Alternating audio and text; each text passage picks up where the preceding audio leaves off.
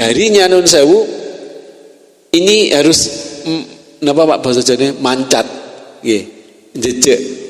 Nah, supaya ujung jari itu menghadap ke arah kiblat. Pak nek mboten saged aja meneh ditekuk nggih. Dijejeg ning ngeten mawon pun loworo. Nah, itu beda.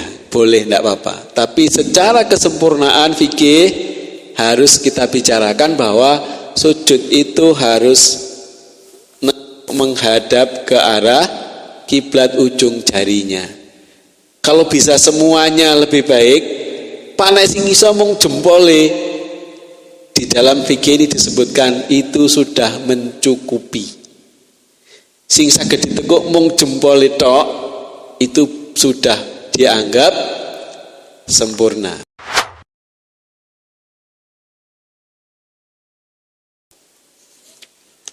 Hadis berikutnya tentang perintah untuk tumakninah ini diriwayatkan Rasulullah bersabda, la tujzi'u salatun la yuqimur rajulu fiha sulbahu fir ruku'i was sujudi. Tidaklah cukup salat seseorang, tidak cukup itu artinya tidak sempurna, ya, seseorang yang tidak menegakkan punggungnya dalam rukuk dan sujud. Jadi gerakan itu harus disempurnakan. Nggih. Jadi rukun yang keempat adalah rukuk. Ya, seperti tadi. Insya Allah sakit nggih mempraktekkan rukuk yang benar. Jadi punggungnya diratakan mulai dari pantat nun sewu sampai dengan kepala, leher dan kepalanya ini lurus, tegak lurus dengan berdirinya. Nah, tegak lurus ini ku rotok ngguling nggih, rotok mundur sithik nggih. Jadi posisi napa menika badannya agak ditarik ke belakang sehingga posisi kakinya menopang tapi lurus. Astanipun nyepengi napa lutut ini namanya bahasa Jawa namanya dengkul. Nek dikeramakne napa niku, Pak? Mboten nenten nggih. Nggih dengkul. Pegang itu sambil tangannya di bahasa Jawa ini niku jarinya direnggangkan. Itu mudah-mudahan kita bisa mempraktekkan dengan baik. Rukun yang kelima adalah i'tidal, ya, atau bangkit dari rukuk. Ya, jadi setelah rukuk kita bangun.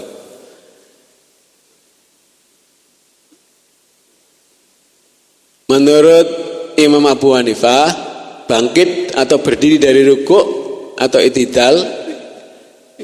I'tidal itu maksudnya berdiri tegak setelah bangkit dari rukuk itu, dan duduk di antara dua sujud itu hukumnya wajib kalau menurut Imam Abu Hanifah. Tapi menurut imam yang lain itu bagian dari rukun, ya.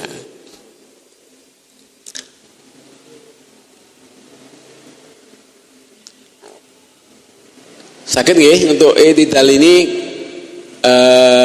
intinya kita berdiri tegak sebagaimana kita berdiri di awal memulai sholat, ya, setelah kita melakukan rukuk. Jadi berdiri tegak, ya. Bacaannya adalah sami'allahu liman hamida. Sami'allahu liman hamida. Itu dibaca.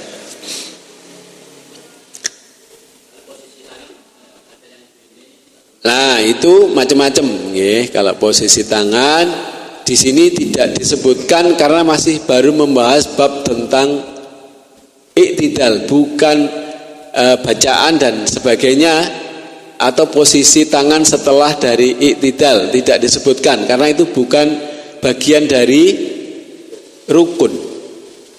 Nah, jadi bukan bagian dari rukun. Yang merupakan rukun adalah berdirinya kita tegak.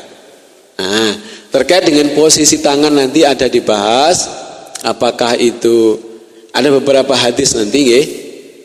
Karena hadisnya sebenarnya yang menjadi dasar itu satu. ketika bangkit dari ruku atau i'tidal, posisikan tangan seperti semula. Nah, semula inilah kemudian yang menjadi perbedaan. Ada yang berkata semula itu kita tangannya lurus ke bawah, ada yang semula itu kembali kepada ketika kita sedekap. Mana yang boleh dipakai? Boleh dua-duanya. Mana yang nyaman bagi kita? Karena itu bukan bagian dari rukun. Monggo. Jadi seperti itu kira-kira. Nah, kemudian ini rukun yang kelima, tentang bacaan-bacaannya kemarin sudah kita bahas, diantaranya nggih, Sami'allahu liman hamidah, Rabbana lakal hamdu. Ada yang mil'us samawati wa mil'ul ardi wa mil'u ma si'ta min syai'in ba'du. Atau ada juga yang Sami'allahu liman hamidah, Rabbana lakal hamdu. Kenapa Pak? Satunya lagi. Dalam? Berapa Pak? Nggih. Nah, mubarakan fi dan seterusnya. Itu panjang. Nggih, bisa pakai itu. Boleh enggak Pak pakai dua-duanya? Boleh salah satu. Kalau dua-duanya kepanjangan. Maksudnya kalau sudah Rabbana lakal hamdu mil'us samawati wa mil'ul ardi, ya pakai itu. Nah, kalau pakai mubarakan fi, ya pakai itu. Jangan dua-duanya dibaca kesuwen kok. Ora terjadi imam makmume bingung iki maca apa. Jadi dua-duanya boleh. Monggo, mana yang nyaman, ya, yang nyaman. Ada dalilnya semua. Kita masuk rukun yang ke-6. Rukun yang ke-6 yaitu 2 kali sujud dalam tiap rakaat. Itu bagian dari rukun. Nah, dalam sujud ini secara bahasa itu adanya adalah merendah atau tawaduk dan tunduk. Nah, sedangkan secara terminologi adalah sujud itu adalah meletakkan sebagian dahi yang terbuka ke tanah atau tempat sholat. Jadi ini diambil dari hadis riwayat Ibnu Hibban. Idza sajadta famakin jabhataka wala tangkuru naqran. Jika engkau sujud, maka letakkanlah dahimu dan jangan terburu-buru. Juga ayat 77 dari Quran surah Al-Hajj tadi. Ya ayyuhalladzina amanu ruk'u wasjudu wa'budu waf'alul khaira la'alakum tuflihun. Jadi itu dasarnya. Nah, sedangkan sujud itu ulama menjelaskan bahwa sujud itu meletakkan 7 anggota tubuh secara bersamaan. Pinten Pak? 7. Napa niku? Mulai dari atas dahi, dahi, 2 telapak tangan, 2 lutut, terus 2 jari kaki. Makanya kalau sujud itu telapak tangannya ngeten harus menyentuh tanah plek. Nggak boleh seperti anak-anak. Anak-anak ini kalau sujud kayak orang push up gini. Kayak orang push up sekti ini kan jari-jari ini dok. Kalau kita sujudnya ini diletakkan plek, dahinya juga diletakkan plek di tempat sujud. Syukur hadisnya itu ketika menyebut dahi, sahabat itu yang ditunjuk hidung. Jadi antara dahi dan hidung ini harus bareng. Ini dihitung 1 bagian tubuh. 1, 3, 5 dengan 2 lutut, kemudian 7 dengan ujung jari. Jadi sujud yang sempurna itu ujung jarinya napa Pak? Jejeg. Nekuk. Nggih. Nggih, kalau sujud tidak boleh gegem. Sujud harus begini. Kalau bangun mau berdiri itu boleh, ada hadisnya.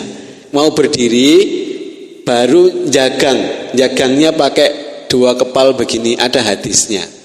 Tapi kalau posisi sujud tidak boleh, harus telapak tangan. Ya, karena ini rukun, itu kalau tidak dilakukan begitu, sholatnya ada yang kurang. Ya. Jarinya nun sewu, ini harus napa Pak bahasa Jawanya mancat, ya, jejek. Nah, supaya ujung jari itu menghadap ke arah kiblat. Pak nek mboten saged, wong aja meneh ditekuk. Nggih. Dijejek ning ngeten mawon pun loworo. Nah, itu beda. Boleh ndak apa-apa. Tapi secara kesempurnaan fikih harus kita bicarakan bahwa sujud itu harus menghadap ke arah kiblat ujung jarinya. Kalau bisa semuanya lebih baik, Pak nek sing iso mung jempole di dalam fikih ini disebutkan itu sudah mencukupi. Sing saged ditekuk mung jempol tok itu sudah dianggap sempurna. Nggih. Lah nek pun mboten sagedipun ngeten pakai punggung kaki ndak apa-apa, tapi usahakan diletakkan. Mun ngantos sujud terus sukune niki napa Pak kata sehari-hari jengat nggih, versi jengat nggih, diangkat. Nah, itu tidak boleh. Harus ini ditaruh di tempat sujud ya, yang sama dengan kita meletakkan dahi kita. Nah, nggih. Monggo.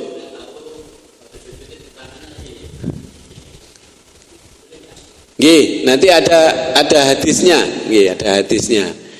Jadi kalau sujud itu meletakkan dua telapak tangan. Nggih, 2 telapak tangan. Tidak boleh kita meletakkan siku. Kalau bapak-bapak itu sunnahnya itu dibuka. Kalau ibu-ibu dimasukkan ke dalam, tapi diangkat, bukan ditaruh. Nggih, bukan ditaruh. Jadi diusahakan sikut ini jangan sampai diletakkan di lantai ketika kita sujud. Nggih, jadi 2 kali sujud ini menjadi salah satu fardu di dalam sholat kita.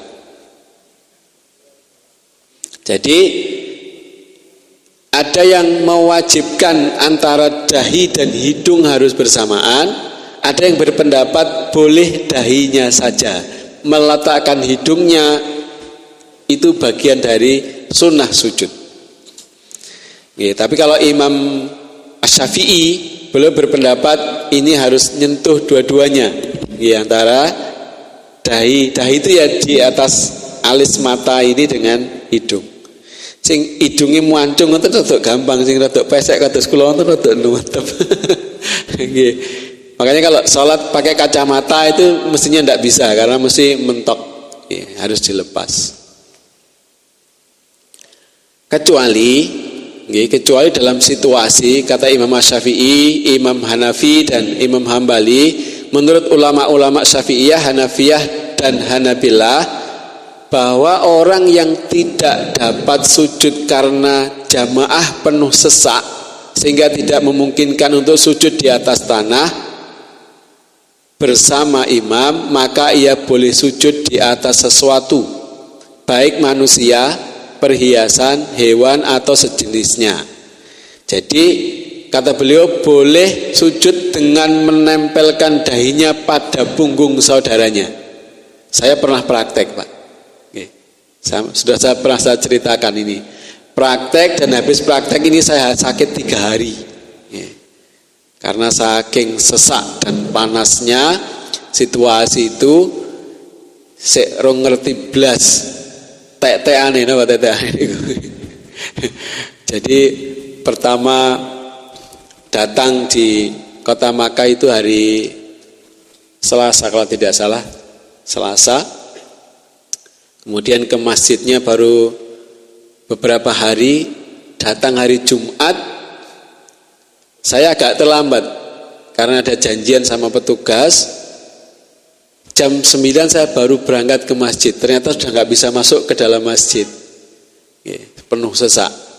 Tapi jalanan lorong itu yang lebarnya kira-kira lorong itu lebarnya semasjid kita ini itu kosong, Pak. Nggak boleh ditempati. Depan itu dipagar pakai portal. Kita mikirnya wis khotbah, engko nek wayah salat lak dibuka.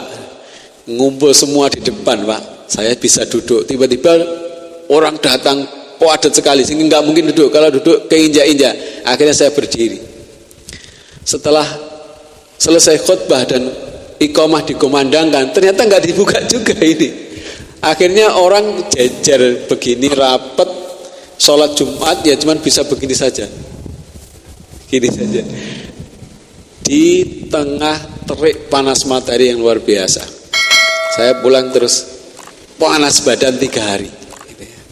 Nah, itu pengalaman yang masya Allah menjadi hikmah yang luar biasa. Ternyata kita bisa sujud dengan tenang, ada AC, ada kipas angin, itu nikmat yang luar biasa. Jadi jangan sampai dilewatkan.